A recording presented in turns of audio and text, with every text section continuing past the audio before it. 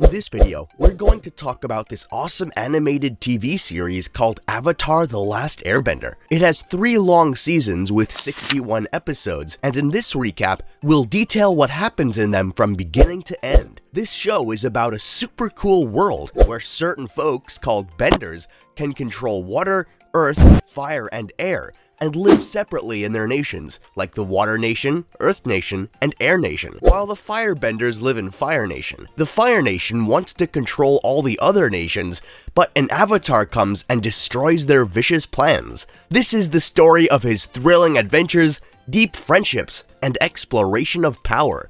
So, let's get right into it. Aang is the central character of the series. He's the last surviving airbender and the avatar, who has the ability to master all 4 elements. But he has to learn other bendings to keep the nations in balance and make sure the world is at peace. Along the way, Aang teams up with some awesome friends. There's Katara, a skilled waterbender who's also got a soft spot for our hero and teaches him waterbending. Her brother, Sokka, is the funny one in the group. He may not have bending powers, but he's got brains and wit for days. Aang needs to learn firebending to become a fully realized avatar. He seeks guidance from a skilled firebending teacher named Zhang, who helps him understand the power and discipline required to control fire. Oh, and let's not forget Toph. She's an earthbender and a total powerhouse. Despite being blind, she can see with her earthbending techniques, like Earth Ninja. But wait, we also have Zuko, the brooding prince from the Fire Nation. He starts off as a bit of a bad guy, but boy does he go through an epic redemption journey. And his uncle, Iroh, is the wise and funny mentor we all wish we had. Alrighty, they kick things off with a cool opening narration that tells us about a massive war going on in the absence of the avatars. Then, we meet our water tribe siblings, Katara and Sokka, as they do their thing, fighting. While fishing in a frozen river near their village, they stumble upon this super mysterious ice sphere just chilling in the water. Curiosity gets the better of them, so the girl cracks it open with her stick, and guess who they find inside? Aang, a young boy who has been trapped in that icy prison for a whopping 100 years. They're both amazed, and like,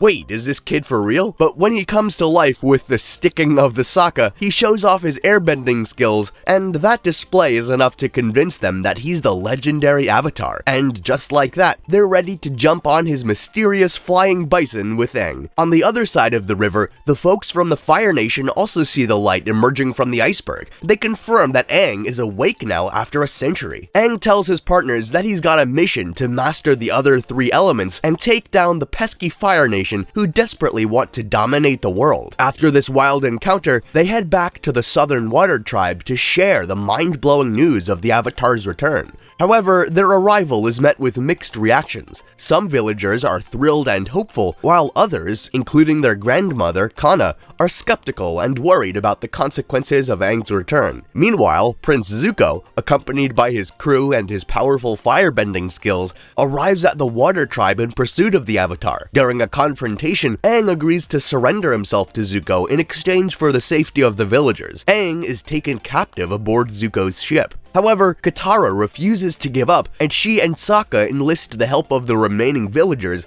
including their grandmother, to launch a surprise attack on Zuko's ship. And here's the best part, they actually pull it off. Aang is rescued, and they manage to escape the clutches of Prince Zuko. This is just the beginning of their incredible journey, my friends. Now, the team encounters a charismatic Earth Nation rebel named Jet, and his group of freedom fighters. Jet initially appears to be fighting against the Fire Nation, but his methods become questionable when he kidnaps and tries to kill Sokka and plans to flood the town Gowling, which would harm innocent civilians along with Fire Nation soldiers. Aang and his friends, they're faced with a big ol' moral dilemma when they work together to thwart Jet's scheme and to save the town. Alright folks, now we delve into the pasts of Aang and Zuko. Aang has flashbacks to his life before he became trapped in the iceberg, revealing his training as an airbender and his crazy encounter with a storm that led to his disappearance. While explaining, he says, "I wouldn't have survived if it wasn't for the iceberg, and I wanted to be a regular kid, not an avatar." Now, let's switch gears and focus on Zuko. This dude's got a seriously complicated family dynamic going on. Zuko's backstory is explored,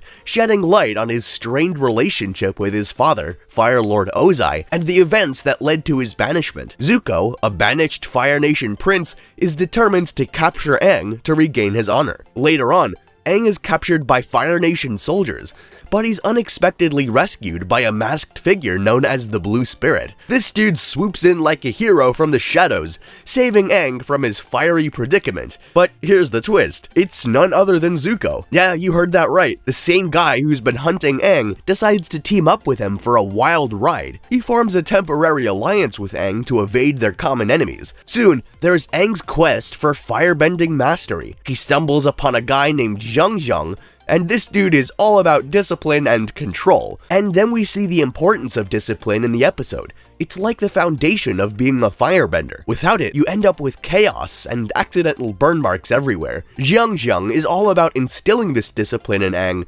teaching him the ways of the fire. Now, the Northern Water Tribe faces a fierce attack by the Fire Nation, led by Admiral Zhao. Aang, Katara, and Sokka, alongside their new warriors of the Water Tribe, defend the nation and its spiritual oasis. Aang switches to superhero mode and taps into the full power of the Avatar state. With the help of the Spirit of the Moon, he confronts Zhao and fights his Fire Nation forces and ultimately saves the tribe from destruction. Moments later, Aang and the gang embark on a journey to an Earth Kingdom base, where they're supposed to be escorted to Omashu. Aang's got big plans to learn earthbending from King Bumi, but things don't go as smoothly as planned. At the base, they meet General Fong, who's got some radical ideas. He suggests that Aang can end the war right then and there by tapping into the mighty Avatar state. It's like a shortcut to victory, or so he thinks. Cue the numerous failed attempts at triggering the Avatar state. General Fong finally succeeds, and he does it by faking Katara's death. Yeah, you know, it's a real tearjerker moment. Aang goes into a rage, unleashing the full force of the Avatar state and nearly obliterating the base. But wait, the spirit of Avatar Roku steps in to give Aang a reality check. He explains that the Avatar state is more than just a power boost.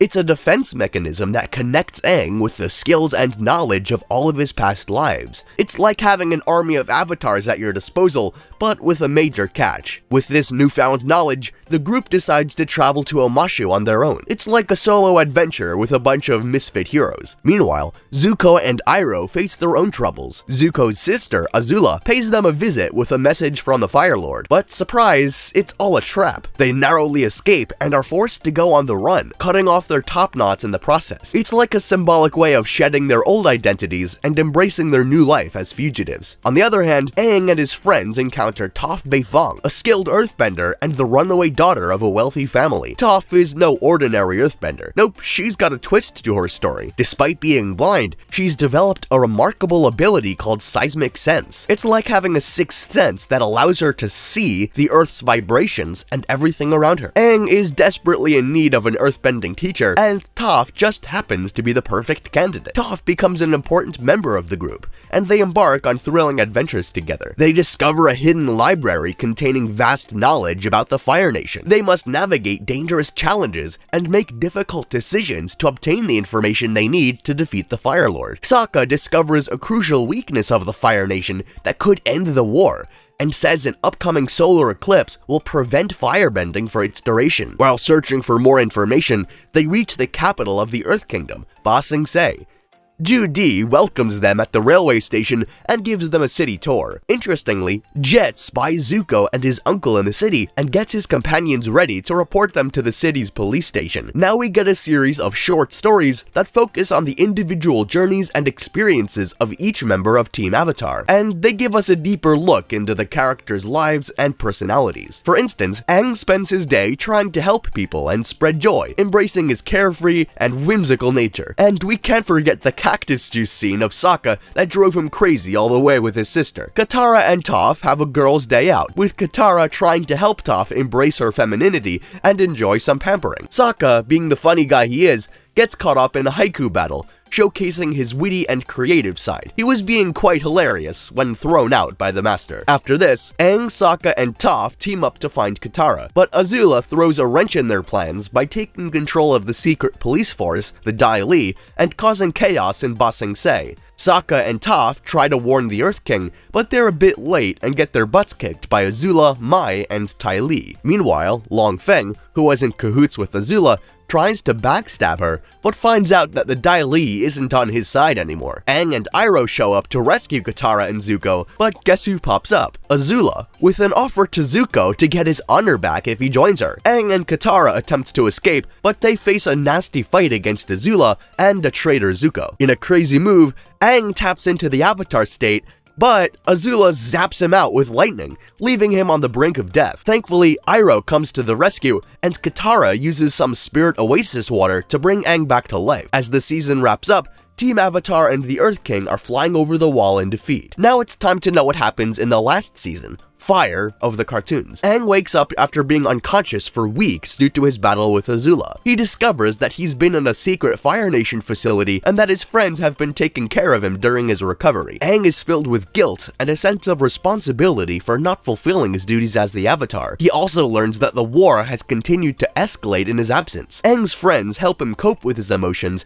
and remind him of his importance in bringing balance to the world. They encourage him to focus on his training and prepare for the challenges ahead. While Aang deals with his guilt and sense of responsibility, Zuko is going through his own inner conflict and struggle. Poor guy can't seem to figure out where he fits in this crazy world. It's like watching a drama-filled soap opera, but with some bending and epic battles. Aang has fully recovered, and now he and his allies launch a daring plan to invade the Fire Nation and take down the Fire Lord during a solar eclipse when firebending is temporarily disabled. It's like an all-or-nothing mission, and the stakes couldn't be higher. Our heroes assemble a formidable force, including the Earth Kingdom Army, the Order of the White Lotus, and even some friendly animals like Appa and Momo. Aang and team make their way to the Fire Lord's palace, facing various challenges and encounters with formidable Fire Nation defenders. Aang confronts the Fire Lord, but to his surprise, he discovers that it's actually a decoy. The real Fire Lord has evacuated and is nowhere to be found. Sokka comes up with a bold plan to rescue his dad, who's stuck in the super tough Fire Nation prison called the Boiling Rock. He teams up with Zuko, and they dress up as Fire Nation soldiers to sneak in. Inside the prison, they face all sorts of challenges,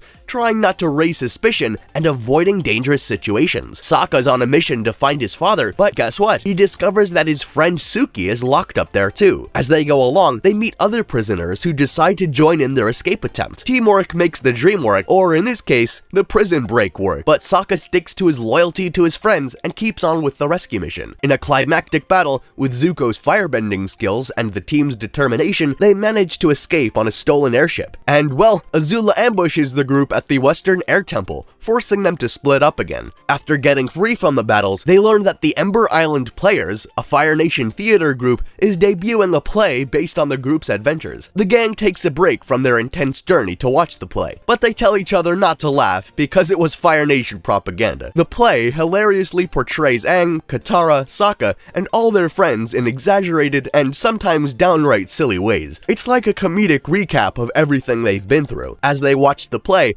the gang reacts to the actors' interpretations of their characters and the events that unfolded. They get to see themselves in a whole new light and reflect on their own journeys. It's a mix of laughter, nostalgia, and maybe a little cringing. The play ends with the Fire Nation winning the war, Azula killing Zuko, and the Fire Lord killing the Avatar, which triggers a standing ovation from the audience and clearly frightens Aang. Alright, here's how the cartoon ends. Aang and his buddy make their way to the Fire Nation capital to put a stop to Fire Lord Ozai's evil plan of using Sozin's comet to destroy the world. Now, our main man Aang finds himself in a real dilemma. He's faced with a choice: take Ozai's life, or find another way. And guess what? Aang chooses the high road and uses energy bending to take away Ozai's bending powers. That's some serious Avatar power right there. While Aang is busy with his showdown, Sokka, Toph, and Suki are on their own mission to wreck the Fire Nation's airship fleet. But here's where things get wild. Ozai accidentally triggers Aang's Avatar state by giving him a little lightning action. And it actually helps Aang though,